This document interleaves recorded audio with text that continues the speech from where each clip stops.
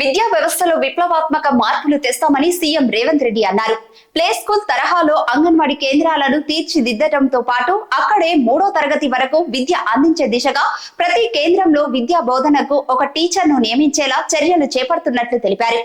ఈ విషయమై సచివాలయంలో విద్యావేత్తలు, విశ్రాంత అధికారులతో సీఎం సమావేశమయ్యారు. విద్యా రంగంపై, ప్రభుత్వ పాఠశాలల బలోపేతంపై చర్చించారు. ఉప ముఖ్యమంత్రి బట్టి విక్రమార్క ఈ సమావేశంలో పాల్గొన్నారు. ప్రభుత్వ విద్యా వ్యవస్థలో బలోపేతానికి ఖచ్చితంగా బడ్జెట్ పెంచుతాం. 4 నుంచి 12వ తరగతి వరకు సెమీ రెసిడెన్షియల్ పాఠశాలలో పిల్లలు చదువుకునేలా ప్రణాళికలు రూపొందిస్తున్నాం.